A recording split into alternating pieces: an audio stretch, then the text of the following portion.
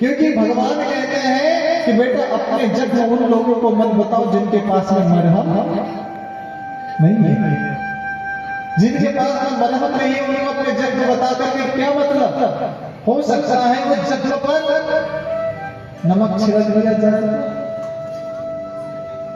भाई बोलो, हमारे जख्म उन्हीं लोगों को बताना जिनके पास में मरहम है, जिसके पास से हमें लगे कि इस व्यक्ति के पास जाकर के आपको दो शब्द सुनने के लिए मिलेंगे तो हमारी आत्मा संतुष्ट होगी, आत्मा को शांति मिलेगी।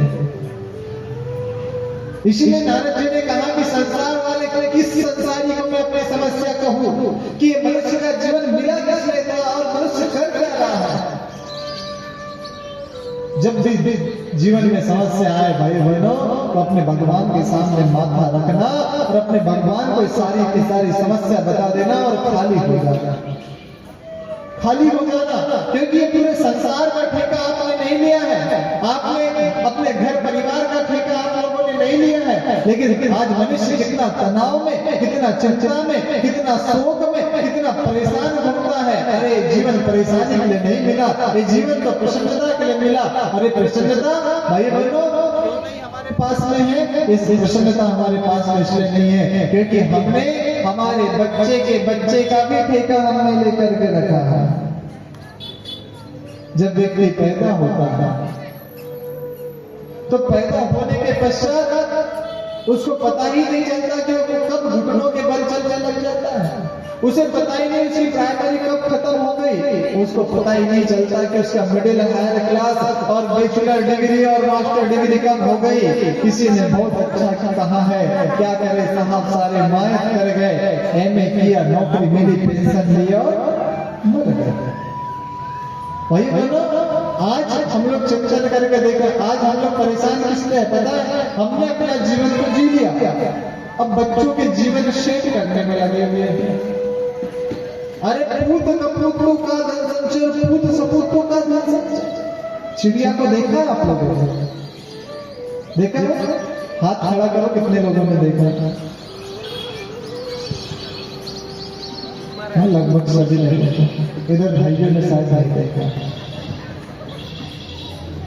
आवाज भी तो आ रही है चिड़िया। तो भाई हम लोग चिड़िया जो होती है, चिड़िया अपना घोंसला कहाँ बनाती है पता है आप लोगों को? कहाँ बनाती है चिड़िया? पेड़ों के ऊपर तो बनाती है, लेकिन अधिकांश आपने देखना कि चिड़िया उस पेड़ के ऊपर घोंसला बनाती है जो पेड़ कुएं के पास में हो। ध्यान देना इस बात को। वो चिड़िया भाई बहनों कुएं के ऊपर वाले टहनी पर अपना घोंसला बनाती है। अब क्यों बनाती है? सुरक्षा के दृष्टि से कोई बंदर या कोई बड़ा पक्षी उसके घोंसले को यदि हानि पहुंचाने की कोशिश करे तो सीधा कहां जाएगा? कुएं में। कितना अच्छा सुरक्षा का प्लान है चिड़िया, विचार करना। अब ध्यान देना, हम लोग अपने बच्चे के का विवाह करने की भी चिंता करते हैं। हाँ, चिड़िया जब घोंसला बनाती है ना, कितना गजब का, बिल्कुल आपने देखा है चिड़िया का घोंसला एकदम गुथा हुआ रहता है। मनुष्य बनाए तो नहीं बनेगा हाथ से। कहां से आर्किटेक्चर आया था, कहां से इंजीनियर आया था? किसने बुद्धि दी? उस परमात्मा ने बुद्धि दी। उस परमात्मा ने बुद्धि दी मेरे भाई बहनों। उस परमात्मा ने जो चींटी का आहार पूर्ण करता है, जो हाथी का आहार पूर्ण करता है, उस परमात्मा ने बुद्धि दी। और सबसे बड़ी बात क्या है पता है? वो चिड़िया का जब बच्चा होता है तो बच्चा होने के पश्चात वो तब तक ही अपने बच्चे के मुख में दाना डालती है जब तक उसके बच्चे को पंख न निकल जाए। पंख न निकल जाए तब तक ही दाना डालती है। अब पंख निकल गए तो चिड़िया के बच्चे को उड़ने के लिए क्या करती है? दाना डालती है और साथ में खेलती है, और खेल में चिड़िया को के बच्चे को चिड़िया धकेल देती है नीचे। क्यों? इसलिए धकेलती है ताकि जो पंख दिए उसको उड़ने की शक्ति वो सीख पाए। हम लोग भाई बहनों बच्चों को अपने पैरों पर खड़ा करते तक हम लोग उनके साथी है। जब तक बच्चा अपने पैरों पर खड़ा नहीं हो जाता है तब तक प्रत्येक माता पिता का दायित्व है। और चिड़िया खेल खेल में बच्चे को करती है, 1 दिन 2 दिन 3 दिन तक यह क्रम करता है और चौथे दिन चिड़िया घोंसले में घुसने नहीं देती है और वो घोंसला खाली की खाली रह जाता है। विचार करके देखिए, विचार करके देखिए, अपना चिंतन लगा करके देखिए। और हमने पूरे परिवार का, नाती का, पोते का पूरा ठेका लोगों ने लेकर के रखा है। उसके वजह से हमारा बीपी कभी हाई हो रहा है, कभी लो हो रहा है, कभी शुगर बढ़ रहा है, कभी कोई बीमारी हो रही, कभी कोई बीमारी। मनुष्य का जीवन केवल भाई बहनों हमें अपने कर्तव्य का निर्वहन करने के लिए मिला था। हम पुत्र बने तो अच्छा पुत्र बन पाए, हम लोग यदि पिता बने तो अच्छा पिता बन पाए, हम लोग पति बने तो अच्छा पति बन पाए। बस यही दायित्व का निर्वहन करने के लिए मनुष्य का जीवन मिला था। पूरे जमाने का ठेका लेने के लिए मनुष्य का जीवन नहीं मिला था। मनुष्य का जीवन नर से नारायण बनने के लिए, बुद्ध से बुद्ध बनने के लिए, पागल से परमहंस बनने के लिए मनुष्य का जीवन मिला था। और भाई बहनों हम संसार में उलझ के रह गए और फिर किसी महात्मा जी आते हैं और गीत गा देते हैं, ना चले संग में ना चलेगा कोई, अंत तक साथ देता नहीं है कोई। तब समझ में आता है कि अब समझ तो आ गई लेकिन अब समझ नहीं है। यही समस्या का समाधान करने के लिए जब विष्णु जी के पास में नारद जी जाते हैं तो नारद जी को देख करके माता लक्ष्मी दूर से देखती है। नारद जी की चुटिया दिखाई देती है। चुटिया मतलब चोटी। निवेदन है कल अधिक से अधिक अपने बच्चों का मुंडन संस्कार कराए। क्यों मुंडन संस्कार करवाए?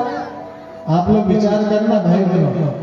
मनुष्य को देखते हुए, मनुष्य के जीवन को देखते हुए, पशु पक्षियों को देखते हुए वैज्ञानिकों ने सारे संसाधन बनाए हैं। पक्षियों को उड़ते हुए देखा तो वैज्ञानिकों ने शोध किया और शोध करने के बाद में एरोप्लेन बना दिए। जलीय जीव जंतुओं को तैरते हुए देखा तो मनुष्य ने शोध किया और जहाज और न जाने पानी पर चलने वाले यान बना दिए। घोड़ों को, हाथी को और भाई बहनों न जाने कितने तेज चलने वाले जानवरों को देखा तो उसी चाल से चलने वाले वाहन बना दिए। लेकिन ये पशु पक्षी जीव जंतु को देख करके ही बनाए गए थे।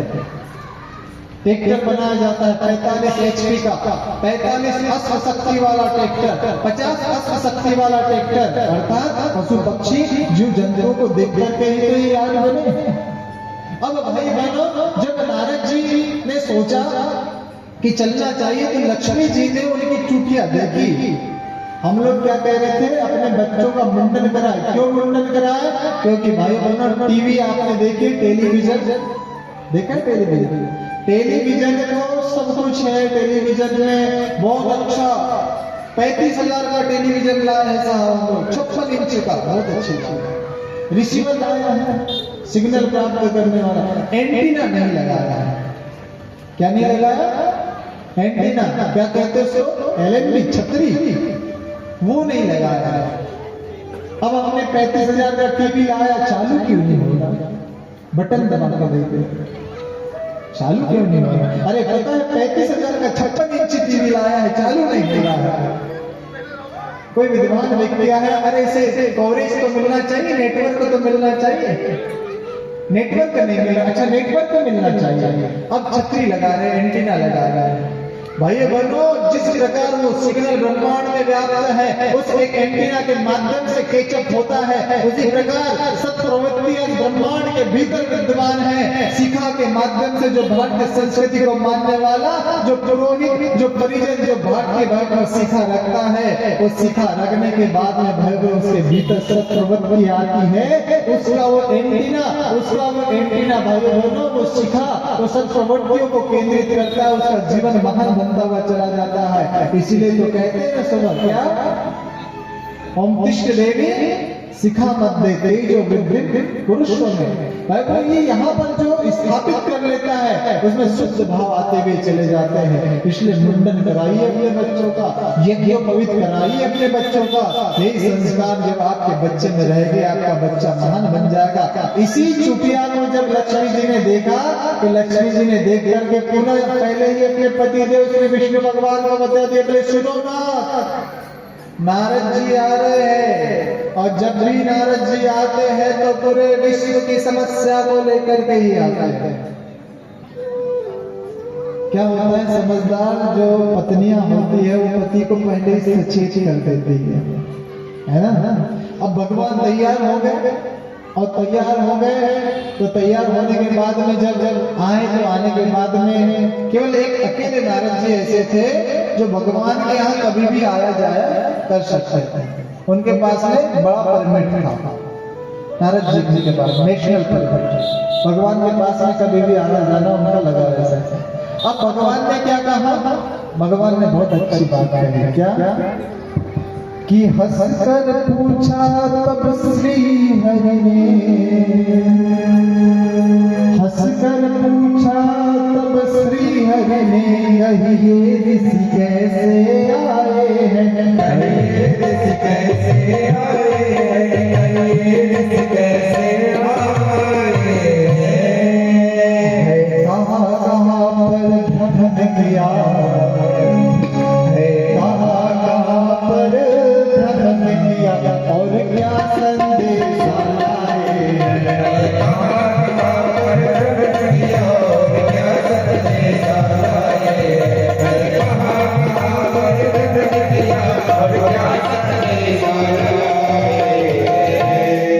कारण जो भी हो प्रकट करे यात्रा के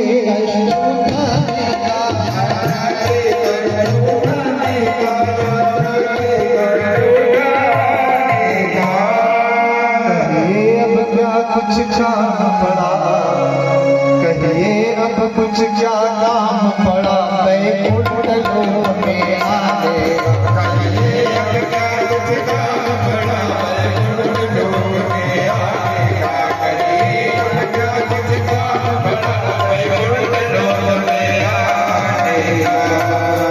कुछ दुखी दिखाई देते हो, मुखमंडल भी मुरझाया, मुखमंडल क्यों मुरझाया, मुखमंडल क्यों मुरझाया है। बहुत अच्छी बात, हंसते हुए भगवान कह रहे हैं, क्या कहीं स्वयंवर है फिर से, मजा ले हंसी कर, क्या कहीं स्वयंवर है फिर से, शादी को न ललचाया,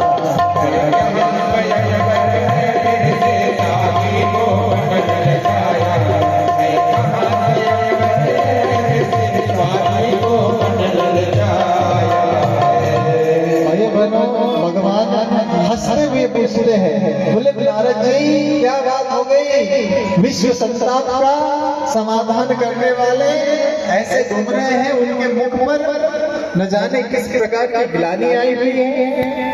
और नारद जी क्या बात हुई, कहीं शादी करने का पुनः मन तुम्हारा नहीं हो गया है। हमने कहा भगवान आपको तो हमेशा मजा सूझता है, मैं आपकी बनाई हुई सृष्टि को देख करके आया हूँ भगवान। कोई पीड़ित है, कोई परेशान है, कोई गरीब है, कोई वंचित है, कोई शोषित है, किसी के मन में कोई प्रसन्नता नहीं मेरे भाई बहनों। और आज इस प्रज्ञा पुराण के पांडाल में मैं प्रत्येक व्यक्ति से अपने हृदय पर हाथ रख करके पूछने के लिए कहूँ कि कोई व्यक्ति कहे मुझे कि साहब मैं जीवन में आनंदित हूँ, प्रसन्न हूँ, मुझे 1% न मानसिक न सामाजिक न शारीरिक किसी प्रकार का कोई कष्ट नहीं है, तो कोई है, कोई व्यक्ति है, कोई उठा सकता हाथ है, किसी को कोई समस्या, किसी को कोई समस्या, किसी को कोई समस्या, किसी को कोई समस्या, कोई व्यक्ति सुखी नहीं दिखता है। उन्होंने कहा साहब मैं पूरे सिहोरा का भ्रमण करके आया, कथा सुन रहे थे, पंडित जी ने पूछा कोई सुखी है क्या, बोले कोई सुखी नहीं। अरे ऐसा कौन सा दारुण दुखा करके पड़ा है आपके ऊपर। लेकिन भाई बहनों फिर भी कोई न कोई कष्ट, कोई न कोई कठिनाई से मनुष्य का जीवन बीता हुआ जा रहा है, चला हुआ जा रहा है। अब एक बात बताइए, भगवान ने क्या कहा, बहुत अच्छी बात कही भगवान ने, ध्यान से सुनना था। फिर कहा हरि ने हे मुनिवर, तुम मेरे मन की बात कही, मेरे मन की बात कही,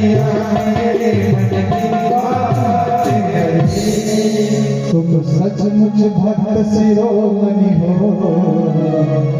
तुम सचमुच भक्त शिरोमणि हो, इसमें संशय है जरा नहीं। तुम सचमुच भक्त शिरोमणि हो, इसमें संशय है जरा नहीं। तुम सचमुच भक्त शिरोमणि हो, इसमें संशय है जरा नहीं। पर आज मनुज पर जो संकट है उसने स्वयं बुलाया है, उसने स्वयं बुलाया है, उसने स्वयं बुलाया है।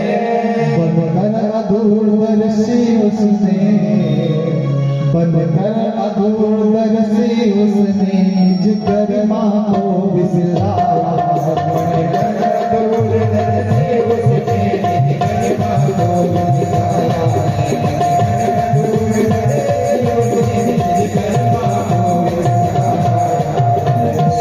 जो नहीं सोचने योग्य रे, जो नहीं सोचने योग्य अरे उस पर चिंतन चलते रहना, उस पर चिंतन चलते रहना, उस पर चिंतन चलते रहना। बस इसीलिए तो मानव का, बस इसीलिए तो मानव का आचरण भ्रष्ट बनते रहता। बस इसीलिए तो मानव का आचरण भ्रष्ट बनते रहता। बस इसीलिए तो मानव का आचरण भ्रष्ट बनते रहता। गुरुदेव ने बहुत अच्छी बात कही है, जो जैसा सोचता है करता है वो वैसा ही बन जाता है ना। तो इसमें क्या कहा, चिंतन से बढ़ती चाह गलत, चालू कहां से होती बात, सोच। चिंतन से बढ़ती चाह गलत, जो गलत काम करवाती है, जो गलत काम करवाती है, जो गलत काम करवाती है। जब कर्म भोग बन कर रस से, ध्यान से सुनना, जब कर्म भोग बन कर रस से तब बात समझ में आती है। जब कर्म भोग बन कर रस से तब बात समझ में आती है। जब कर्म भोग बन कर रस से तब बात समझ में आती है। जब कर्म भोग बन कर रस से तब बात समझ में आती है, तब तक नहीं। खाने दो शक्कर, खाने दो गुलाब जामुन, रसगुल्ला, मिठाई, मेवा, मिष्ठान। डॉक्टर के पास गए, डॉक्टर श्वास लेने में समस्या हो रही है, घबराहट हो रही, चक्कर आ रहा है। अरे बहन जी, हे भाई साहब, आपका शुगर लेवल देखिए कितना हो गया। अरे भगवान भगवान, अच्छा होता तभी जीभ को थोड़ा सा कंट्रोल कर लिया होता तो आज शुगर नहीं बढ़ता। खा रहा है चटपटा व्यक्ति, नमक मिक्स, अब क्या होगा, अब बीपी बढ़े बढ़े। अब कर्म भोग बनकर नसरे तब बात समझ में आती है। अब भाई मैंने शुगर हो गया, तब तो खा सकते थे, अब कुछ भी शक्कर नहीं खा सकते, कुछ भी मीठा नहीं खा सकते। इसलिए निवेदन है मेरे भाई बहनों, भगवान से जब पूछा कि भगवान आपके संसार में इतना सब कुछ होने के पश्चात भी क्यों मनुष्य दुखी है, यह तो आपकी सबसे सुंदर कृति है। तब भगवान ने समझाया, देखो नारद जी, ये जितना भी दुख आया है, संताप आया है, इसमें मेरी गलती नहीं है। तो भगवान किसकी गलती है, इसमें स्वयं मनुष्य की गलती है। कैसे गलती है, ये मनुष्य का जो जीवन नारद जी मैंने दिया है ना, ये मनुष्य का जीवन साक्षात पारस है। भगवान कह रहे हैं साक्षात पारस। बोले हाँ, बोले कैसे, तब भगवान एक नारद जी को कहानी बताते हैं। और वो कहानी क्या बताते हैं, कहानी ये बताते हैं कि एक व्यक्ति को 7 दिन के लिए पारस का पत्थर दे दिया। अब 7 दिन के लिए जब पारस का पत्थर दिया, तो 7 दिन के लिए पारस का पत्थर देने के लिए सोचो, सिहोरा नगर वाले ने किसी व्यक्ति को पारस का पत्थर मिला होगा 7 दिन के लिए। अरे अभी तो भगवान ने मुझे 7 दिन के लिए पारस का पत्थर दिया हुआ है, अब 7 दिन के लिए मैं कितना लोहा इकट्ठा करूं और लोहे को पारस से स्वच्छ कराऊं ताकि सोना बना सकूं। पर मन में लोभ लग गया, मन में लालच लग गया। अब सिहोरा वाले ने सोचा सिहोरा का लोहा तो बाद में इकट्ठा करूंगा, पड़ोस में चला गया। पड़ोस में कौन सा गांव है सिहोरा? तो 40 किलोमीटर। खितौला खितौला खितौला खितौला खितौला चला गया। अब खितौला गया तो खितौला का सस्ते कीमत में जितना भी लोहा था सारा खरीद के ला लिया। क्यों? अब उसका ये सोना बनाएगा। 7 दिन के लिए जो पारस का पत्थर मिला है ना, एक दिन खितौला का लोहा लंगर जमा करने के व्यक्ति का बीत गया। फिर दूसरा गांव उसने सोचा कि अब पास में कहाँ चला जाओ, दूसरे और किसी पास के गांव में चला गया। वहां से सारा का सारा लोहा लंगर भंडार इकट्ठा करके ला लिया। अब सोचा कि अभी तो मेरे पास में कितने दिन है, कितने दिन है, 5 दिन है। 5 दिन में और कितना लोहा इकट्ठा करूंगा। तीसरे गांव में गया, तीसरे दिन जाकर के तीसरे गांव से लोहा इकट्ठा कर करके ले आया। और जब तीसरे गांव से लोहा इकट्ठा करके आया, उसने सोचा अभी भी मेरे पास में कितने दिन बचे हैं, 4 दिन में। जितना बड़ा लोहे का भंगार होता था, मन में प्रसन्न होता था, अरे 1 घंटे का तो काम है, ये जो भगवान ने मुझे पारस का पत्थर दिया है, लोहे से स्पर्श कराऊंगा और इतना सारा सब सोना बना लूंगा। भाई मतलब 4 दिन बचे हैं। अब केवल 4थे दिन गया किसी गांव में, वहां तो सारा का सारा लोहा इकट्ठा करके ला लिया, भंगार इकट्ठा करके ला लिया। और जब भंगार इकट्ठा करके लाया, लोहा इकट्ठा करके लाया, उसने सोचा अभी भी घबराने की जरूरत नहीं है, मेरे पास में 3 दिन बचे हुए हैं।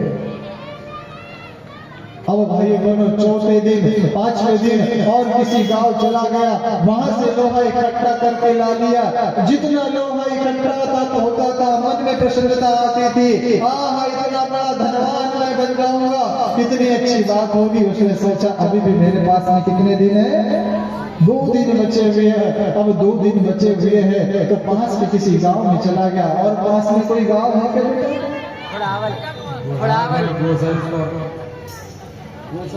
गोसलपुर चला गया।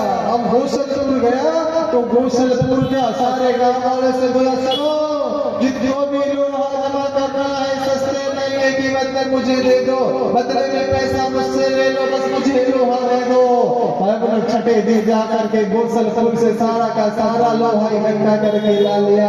अब केवल 1 दिन बचा है। उसने सोचा कहीं बाहर नहीं आता हूँ। अब भाइयों बहनों उसने सोचा कि केवल मैं सिहोरा का ही लोहा इकट्ठा कर लेता हूँ, अभी तो मेरे पास में बहुत समय है। सुबह 8 बजे से लगा भ्रमण करने पूरे के पूरे, कभी झंडा चौक गया, कभी गड़िया मोहल्ला गया, कभी इधर भीमताल बाबा ताल, जहाँ ताल था सारे ताल चला गया। और वहां से भाई बहनों लोहा इकट्ठा करने लगा। लेकिन सिहोरा के किसी छोर पर गया जिस गाड़ी में उसने भाई बहनों लोहा रखा हुआ था, उस गाड़ी का दोनों के दोनों टायर पंचर हो गए। पड़ोस में देखा कोई पंचर बनाने वाला मिल गया, नहीं मिला, दूर भागा, दूर में भी दुकानें नहीं लगी, भाई पंचर बनाने वाला मिला।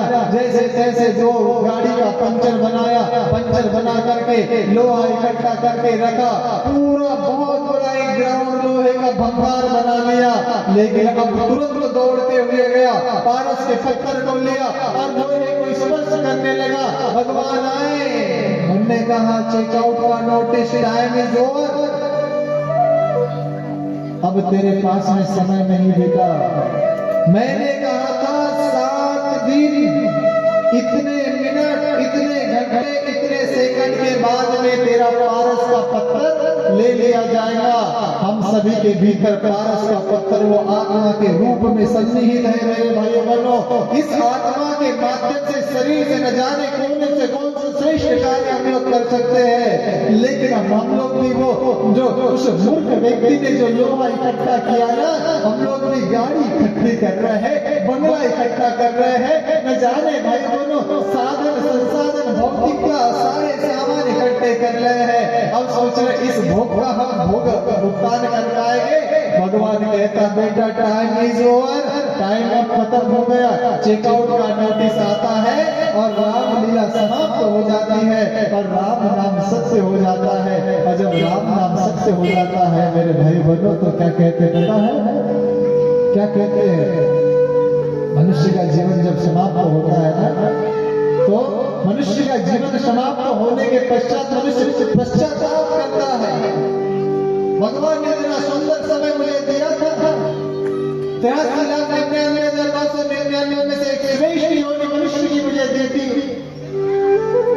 इस योनि में मैं चाहता तो अच्छे कर्म कर सकता था, इस योनि में मैं चाहता तो महामानव बन सकता था, लेकिन मैं महामानव नहीं बन पाया।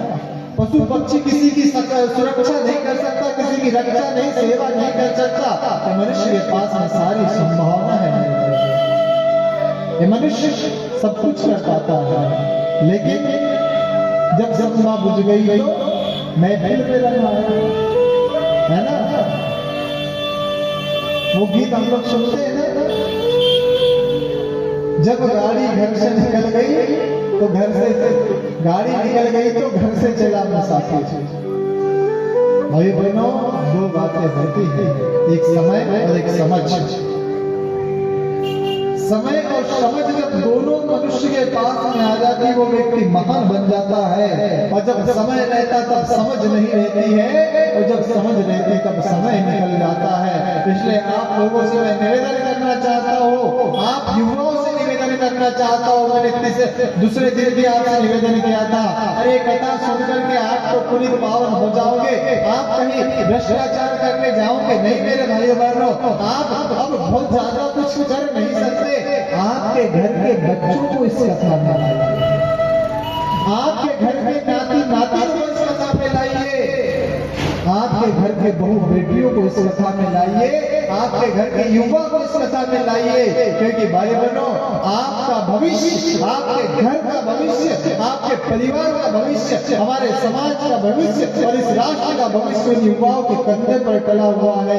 इसलिए भाई बहनों, ऐसा ना हो जाए कि जीवन खत्म हुआ तो जीने का ढंग आया, जब सपना बुझ गई तो मैं दिल में रंग आया।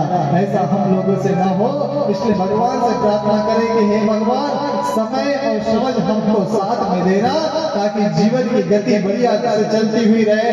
और ये जीवन भगवान जिस प्रकार से आपने दिया है उसी प्रकार का आपके कार्य में आहूत हो जाए। यही भगवान से कल्पना हम लोगों को करना है। आइए, जीवन खत्म हुआ तो जीने का ढंग आया, जब सपना बुझ गई तो मैं फिर मैंने आया। जीवन खत्म हुआ तो, हाँ जीवन खत्म हुआ तो जीने का ढंग आया। जीवन खत्म हुआ तो जीने का ढंग आया। जीवन खत्म हुआ तो जब सपना बुझ गई हो, जब सपना बुझ गई हो, जीवन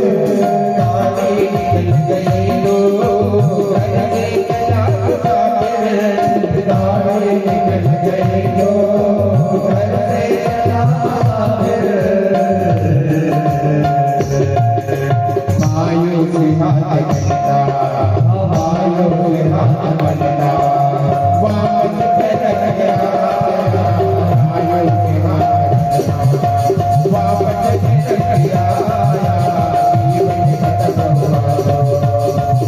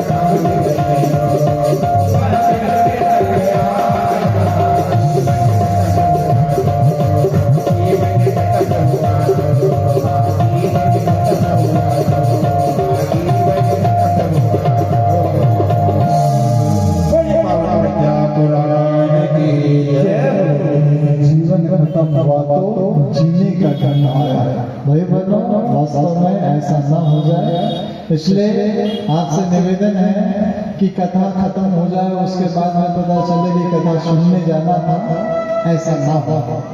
क्योंकि आज की संख्या ठीक है। देखिए पहला दिन कलश यात्रा में कैसा चला गया किसी को नहीं पता, दूसरा दिन चला गया, तीसरा दिन चला गया, चौथा दिन चला गया, पांचवा दिन चला, कल छठा दिन आ गया। कल छठे दिन में यही कथा के साथ में दीप यज्ञ प्रारंभ हो जाएगा, यज्ञ हो जाएगा और अंतिम दिन आ जाएगा।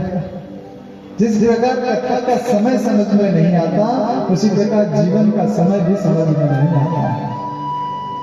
कब व्यक्ति का जन्म होता है, कब घुटनों के बल चलने लगता है, कब बड़ा हो जाता है और कब इस संसार से विदा हो जाता है, पता नहीं चलता। अब बुद्धिमान वे लोग थे जिन्होंने पूरे के पूरे कथा का, यज्ञ का, संस्कार का आनंद ले लिया। क्योंकि मैंने पहले ही दिन बताया था, यहाँ पर बैठा हुआ प्रत्येक व्यक्ति चाहे उसको अपनी पात्रता के अनुसार कथा समझ में आ रही हो या ना आ रही हो, लेकिन ये वाला समय आपका सबसे महत्वपूर्ण समय रहेगा और पुण्य को देने वाला समय रहेगा। क्योंकि भगवान ने कहा है सत्संग में जो जाता है सत्संग का बड़ा बड़ा महत्व होता है और सत्संग का तो महत्व है ही है। कथा यहाँ से कह के हम लोग तो चले जाएंगे, अब संभवतः YouTube पे डलाता भी है, YouTube पे भी आप देख सकते हैं, लेकिन यहाँ पर जो बताया गया है वो बातें मनुष्य का मन है, मस्तिष्क है, निकल ही जाती है। तो उन विचारों को हमेशा हम उन विचारों का मार्गदर्शन ले सके, इसलिए भाई अपने गुरुदेव का यहाँ पे साहित्य रखा हुआ। और परम पूज्य गुरुदेव कहा करते थे कि बेटा मुझे यदि देखना है तो मुझे अपने साहित्य में दे दे, क्योंकि गुरुदेव ने जब तक रहे भाई बनो तब तक प्रेरणा तो दी ही दी, लेकिन इतना अजस्र साहित्य लिख करके चले गए, 3000 से 200 से अधिक पुस्तकें लिख करके चले गए, अपने बदन से दुगुना साहित्य लिखा है। और मैं आपको गारंटी के साथ में यहाँ पे बैठ करके कहना चाहता हूँ, जीवन में आपकी ऐसी कोई समस्या नहीं होगी जिसका समाधान गुरुदेव ने साहित्य में नहीं लिखा होगा। जीवन की कोई समस्या नहीं होगी आपकी जिसका गुरुदेव ने साहित्य में उसका समाधान करके नहीं चले गए। इसलिए अपने मन का, अपने मस्तिष्क का, अपना परिवार का, अपना स्वास्थ्य का, किसी भी प्रकार का कोई भी कष्ट कठिनाई हो तो भाई बहनों निश्चित रूप से यहाँ से साहित्य लेकर के जाइए, क्योंकि डॉक्टर के पास में जब व्यक्ति जाता है तो प्रत्येक एक जैसी गोली दवा डॉक्टर देता नहीं है, प्रत्येक का रोग अलग रहता, समस्या अलग रहती, उसी रोग और समस्या के अनुसार मिलता है। आपको जो साहित्य लगे वो साहित्य आप यहाँ से लेकर के जा सकते हैं, है ना। आइए भाई बनो, कथा का समय लगभग पूर्णता की ओर है। आपको देख करके ऐसा लगता ही नहीं कि कथा को विराम कर दिया जाए, क्योंकि कथा का पूर्णता का मतलब कथाकार क्या समझता है पता है, जब आधा पांडाल खाली हो जाता है। क्या या पांडाल खाली होने की जगह पांडाल भरता ही नहीं है ना। इसलिए आगे का जो भी है क्या क्या आरती के बाद आरती के बाद सिहोरा के बच्चों के द्वारा भाई साहब प्रज्ञा की टीम के द्वारा यहाँ पर अभी भजन प्रस्तुत किए जाएंगे, गीत प्रस्तुत किए जाएंगे। तो आप सभी लोगों को बैठना है, जाना किसी को नहीं है। ये हमारे यहाँ के जो नन्हे नन्हे बच्चे हैं जिनमें जो संगीत सीखते हैं उनके द्वारा यहाँ से प्रस्तुति दी जाएगी और आप उनका उत्साहवर्धन जरूर करें। आप लोग जरूर रुके और उनके भजनों को, गीतों को जरूर सुने। जो बच्चे फिल्मी दुनिया के गीत गाते हैं उनको तो बहुत बहुत सुनते हैं, जो बहुत बढ़िया बढ़िया वो बच्चे भजन करके मैंने आगे पहले उनको सुना हुआ है, वो बच्चे भाई साहब सब जाके जबलपुर में भी जाके उन्होंने प्रस्तुतियां दी हैं, बहुत प्यारा गाते हैं। तो आप लोगों को जरूर सुना सभी लोग। चलिए आरती की थाली गीत सुनना भी है और अपने बच्चों को यही गीत दोहराने लगाना भी है ना। आइए अभी तो आरती के लिए सब लोग खड़े हो जाएंगे।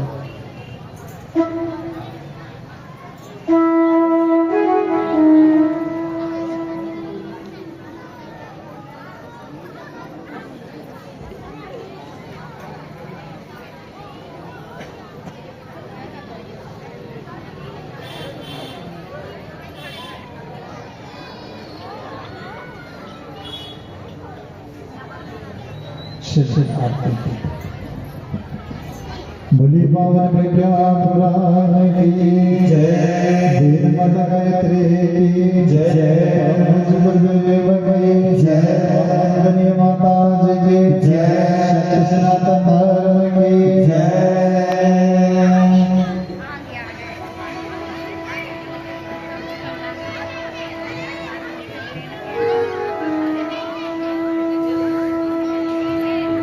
पुराण की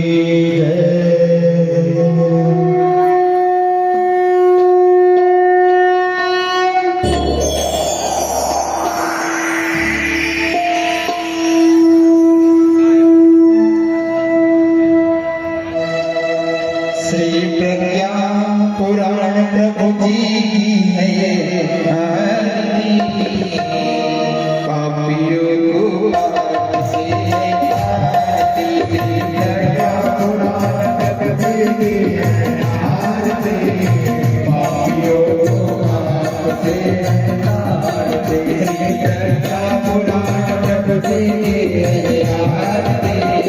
पापियों को आपसे तार दे घटा पुराण प्रभु की आरती पापियों को आपसे तार दे पापियों को आपसे